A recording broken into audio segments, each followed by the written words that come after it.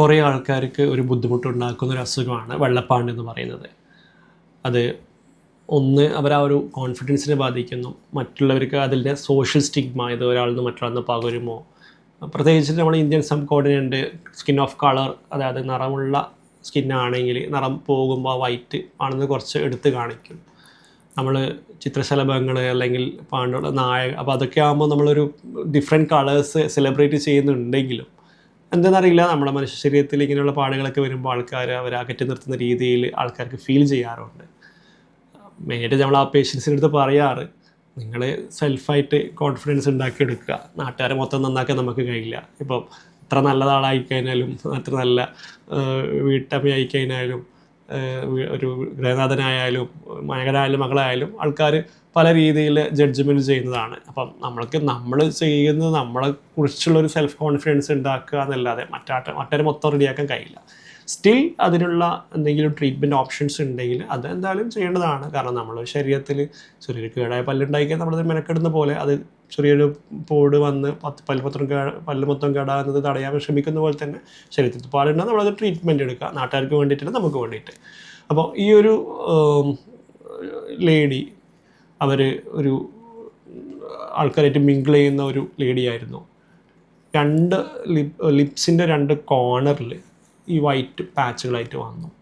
അവർക്ക് അതിന് ശേഷം സമൂഹത്തിൽ ഇറങ്ങാൻ ബുദ്ധിമുട്ട്, ആൾക്കാരായിട്ട് സംസാരിക്കാൻ ബുദ്ധിമുട്ട്, ഇതിങ്ങനെ വെളിവാകുന്നതിൻ്റെ ഭാഗമായിട്ട് പുറത്തിറങ്ങുന്നില്ല. അപ്പം അവസാനം ഫാമിലി മൊത്തമായിട്ട് വന്നു, കുട്ടിയും ഹസ്ബൻഡുമായിട്ട് വന്നു. ഒരു ഡോക്ടറെ അടുത്ത് റെഫർ ചെയ്തായിരുന്നു. അപ്പം ഭയങ്കരമായിട്ട് സംസാരത്തിൽ തന്നെ അതിങ്ങനെ എങ്കിലും ചെയ്യണം എന്ന് പറഞ്ഞിട്ട് ഞാനിത് ചോദിച്ചു. അപ്പം പറഞ്ഞത് ഈ ഒരു ഭാഗത്ത് മാത്രമേ വന്നിട്ടുള്ളൂ, വേറെ എവിടെയും വന്നിട്ടില്ല എന്നുള്ളത്. ഈ ഒരു കണ്ടീഷൻ എന്ന് പറയുന്നത് കോർണർ ലിപ്പ് വിറ്റ്ലൈഗോ അല്ലെങ്കിൽ ഡീപിഗ്മെൻറ്റേഷൻ എന്ന് പറയുന്നതാണ്. കാരണം ഇതിനെ ചിലവർ വിറ്റ്ലീഗോ ആയിട്ട് കണക്കാക്കാറില്ല. ചിലപ്പോൾ വിറ്റ്ലീഗോൻ്റെ ഭാഗമായിട്ട് തന്നെ ആവാം, അവിടെ മാത്രം ഫോക്കൽ വിറ്റ്ലീഗോ ആയിട്ട്, മ്യൂക്കോസ് വിറ്റ്ലീഗോ ആയിട്ട് അവശേഷിക്കുന്ന രീതിയിൽ ഇങ്ങനെ കാണാറുണ്ട്.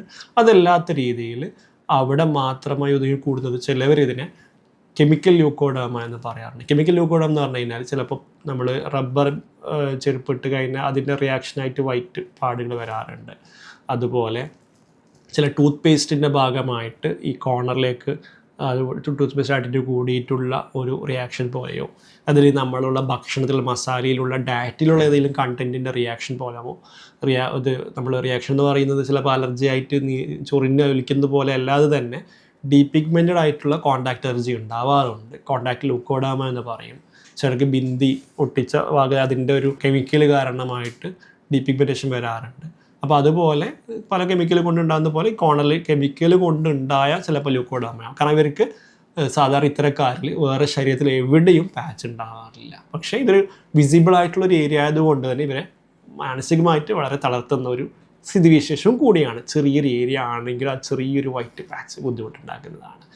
അപ്പോൾ ഇദ്ദേഹത്തിന് നമ്മൾ പറഞ്ഞു കൊടുത്തത്, കാരണം ഇവരിത് ഏകദേശം 1-2 വർഷത്തിന് മേലെയായി തീരെ അനങ്ങുന്നില്ല. അപ്പോൾ അതുകൊണ്ട് തന്നെ നമ്മൾ രോഗം കൂടുന്ന സമയത്ത് ഏത് ഡോക്ടറായാലും അതിനെ നിർത്താനുള്ള മരുന്നുകളാണ് കൊടുക്കാറ്. അവിടെ പോയിട്ട് നമ്മൾ സർജറി പോലത്തെ കാര്യങ്ങളോ നിറം വെച്ച് പിടിപ്പിക്കുക കാര്യങ്ങൾ ചെയ്യില്ല. കാരണം ഒരു തീയാളി കത്തുമ്പം തീ കെടുത്താൻ വേണ്ടി ശ്രമിക്കുക, അതിനെ കനലുകൾ ബാക്കിയുണ്ടെങ്കിൽ അതിനെ കെടുത്തുക, ആ ചാരമായി കഴിഞ്ഞാൽ ആ മണ്ണിൽ വേണമെങ്കിൽ വിത്തിട്ട് കൊടുക്കാം, അതിനെ വളർത്തിയെടുക്കാം. തീക്കുണ്ടത്തിലേക്ക് വിത്തിട്ട് കഴിഞ്ഞാൽ വിത്തും കൂടി നശിച്ചു പോകും. അതുപോലെയാണ് നമ്മൾ ആക്റ്റീവാകുന്ന സമയത്ത്, ഇത് സ്പ്രെഡാകുന്ന സമയത്ത് തുടക്കത്തിൽ തന്നെ പോയിട്ട് സർജറി ചെയ്യില്ല. പക്ഷേ 1-2 വർഷമായി അവിടെ തന്നെ നിൽക്കുന്നുണ്ട്. സാധാരണ മെഡിക്കേഷൻസ് ചിലരെല്ലാം നമ്മൾ മരുന്ന് കൊടുത്തിട്ട് മാറിയ കണ്ടീഷൻസ് ഉണ്ട്. അത് പക്ഷേ നമ്മളത് ഫോട്ടോ എടുക്കാത്തതുകൊണ്ട് കാണിക്കാനില്ല. ചിലർക്ക് അങ്ങനെയും മാറിയിട്ടുണ്ട്, മരുന്ന് കൊടുത്തിട്ട് റെഡി ആയിട്ടുണ്ട്, തീരെ മാറില്ല എന്ന് പറഞ്ഞിട്ട്. അപ്പോൾ അത് ട്രൈ ചെയ്ത് നോക്കാവുന്നതേ ഉള്ളൂ. പക്ഷേ 1-2 വർഷമായിട്ട് തീരെ അനങ്ങുന്നില്ലെങ്കിൽ ഒരു സിമ്പിളായിട്ടുള്ളൊരു പ്രൊസീജിയറാണ് മൈക്രോപഞ്ച് ഗ്രാഫ്റ്റിംഗ് എന്ന് പറയുന്നത്. നമ്മളിതിൽ ചെയ്യുന്നതെന്ന് പറഞ്ഞു കഴിഞ്ഞാൽ ഈ ഒരു ഏരിയയിൽ മറ്റു സർജറി പോലുള്ള കാര്യങ്ങളുടെ ഡിഫിക്കൽട്ടി എന്ന് പറഞ്ഞാൽ അനങ്ങുന്നൊരു ഏരിയ ആയതുകൊണ്ട് നമ്മൾ എന്തെങ്കിലും സൊല്യൂഷൻ പോലുള്ള മെലനോസൈറ്റ് ട്രാൻസ്ഫറൊക്കെ ചെയ്യുന്ന പുതിയ ടൈപ്പ് നമ്മൾ മറ്റ് വീഡിയോകളിൽ കാണാൻ പറ്റും. നിറത്തിൻ്റെ കോശങ്ങൾ സെപ്പറേറ്റ് ചെയ്ത് സെൽ ട്രാൻസ്പ്ലാന്റേഷൻ ചെയ്ത രീതിയിൽ സൊല്യൂഷനായിട്ട് വെക്കുമ്പോൾ അതവിടെ പിടിക്കാറില്ല, ഒലിച്ചിറങ്ങും. നമ്മളിതിൽ മൈക്രോ വെൽസ് ക്രിയേറ്റ് ചെയ്യും ഈ രീതിയിൽ. എന്നിട്ട് അതിൻ്റെ ഉള്ളിലേക്ക് നിറത്തിൻ്റെ കോശങ്ങൾ ഫിറ്റ് ചെയ്യുക ചെയ്യുന്നത്. അപ്പോൾ അതിന് ശേഷം വിത്തിൻ 2 months ആയിട്ടുള്ളൊരു സ്ഥിതിവിശേഷമാണിത്. അവരെ കോൺഫിഡൻസ് ബിൽഡപ്പ് എന്ന് പറഞ്ഞു കഴിഞ്ഞാൽ എത്രത്തോളം എന്ന് പറഞ്ഞു കഴിഞ്ഞാൽ അവർ വളരെ ഹാപ്പിയാണ്. ഞാൻ എന്നിട്ട് ഞാൻ പറഞ്ഞു നിങ്ങൾ റെഫർ ചെയ്ത ഡോക്ടറെ അടുത്ത് പോയിട്ട് ഇതൊന്ന് പറയണം, കാരണം അവർക്കൊരു സന്തോഷം. കാരണം അവരെ എൻ്റെ അടുത്ത് പ്രത്യേകിച്ച് വിളിച്ചു പറഞ്ഞിട്ടുണ്ട്, ഭയങ്കര സ്ട്രെസ്, ഞാൻ കുറേ ട്രീറ്റ്മെൻറ്റ് എടുത്ത് കൊടുത്തതാണ്. അപ്പോൾ ഞാനൊരു ഇമ്പ്രൂവ്മെൻറ്റ് പറഞ്ഞ് ആ ഡോക്ടർ ഭയങ്കര ഹാപ്പി ആയിട്ടുണ്ട്. എന്നിട്ട് അവസാനം അവർ ആ ഡോക്ടർക്ക് ഒരു ഗിഫ്റ്റ് കൊടുത്തതിൻ്റെ അത് ആ ഡോക്ടർ എനിക്ക് ഷെയർ ചെയ്താൽ. കാരണം നമുക്ക് എപ്പോഴും ഒരു പേഷ്യൻ്റ് എന്ന് പറയുന്നത് ഒരു ജസ്റ്റ് ഒരു സർജറിയോ അങ്ങനെയൊന്നുമല്ല, അതൊരു ലൈഫാണ് അവരുടേത്. ഇപ്പോൾ അവർക്കുള്ള ആ ഒരു ഇമ്പ്രൂവ്മെൻറ്റ്, അവർക്കുള്ള ആ ഒരു ബുദ്ധിമുട്ടുള്ള വ്യത്യാസം വരുത്ത്, അത് നമ്മൾ കാരണമായിട്ടാണെങ്കിലും അത് അങ്ങനെ കണ്ടു കഴിഞ്ഞാൽ ഇപ്പം അവർക്ക് ആ ഡോക്ടർക്ക് തന്നെ വലിയൊരു സന്തോഷം ഉണ്ടായി, പേഷ്യൻറ്റിന് വളരെ സന്തോഷം ഉണ്ടായിട്ടുണ്ട്. ഇപ്പോൾ ഈ ഒരു വേറൊരു കുട്ടീൻ്റെ വിഷയത്തിൽ ചെറിയൊരു കോർണറിലൊരു ഈ രീതിയിലുള്ള വൈറ്റ് പാച്ചുകൾ വേറെ എവിടെയും ഇല്ല. കല്യാണത്തിൻ്റെ ആലോചനകൾ വരുന്നുണ്ട്. അപ്പോൾ എന്ന് പറഞ്ഞു കഴിഞ്ഞാൽ കുട്ടിക്ക് ഭയങ്കരമായിട്ട് കോൺഫിഡൻസ് ഒരു ബുദ്ധിമുട്ട്. ഇനി പുതിയ വീട്ടിൽ പോകുമ്പോൾ ആരെങ്കിലും പിന്നെ പറയുമോ, ഇപ്പോൾ നമ്മൾക്കൊന്നും പറയാൻ പറ്റില്ലല്ലോ. കോൺഫിഡൻസ് നമ്മൾ കൊടുക്കണം, തീരെ വ്യത്യാസം വരാത്തതിൽ നമ്മൾ കോൺഫിഡൻസ് കൊടുക്കുകയും വേണം. പക്ഷേ ഇങ്ങനെയുള്ള ട്രീറ്റ്മെൻറ്റ് ഓപ്ഷൻസ് ഉണ്ടെങ്കിൽ നമ്മൾ അതിനുള്ളൊരു സാഹചര്യങ്ങളും കൂടി കൊടുക്കുക എന്നുള്ളതാണ്. കാരണം ചെറിയൊരു ഇതിൻ്റെ പാടിൻ്റെ പേരിൽ കഷ്ടപ്പെടാവുന്ന അവസ്ഥ ഉണ്ടാവരുതല്ലോ. അപ്പം അവർക്ക് ചെയ്ത് ഇതുപോലെ തന്നെ 2-3 മാസം കഴിഞ്ഞിട്ടുള്ള റിസൾട്ടാണ് ഈ രീതിയിൽ മൊത്തമായിട്ട് കവറായിട്ടുണ്ട്. അപ്പം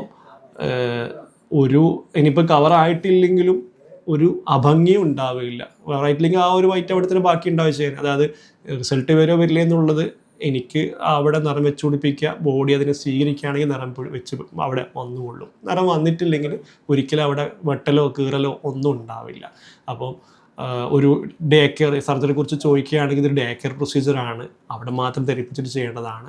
ഡ്രസ്സിങ് കുറച്ച് ശ്രദ്ധിക്കേണ്ടതുണ്ട് ഈ ഒരു ഭാഗമായതുകൊണ്ട്. ആ ഒരു 1 week ലൂസ് ആയിട്ടുള്ള ഫുഡുകളൊക്കെ കുറച്ചൊന്ന് ലഘുവായിട്ട് കഴിക്കുക, അധികം കടിച്ചു പറിക്കുന്ന രീതിയിലുള്ളത് പറ്റില്ല.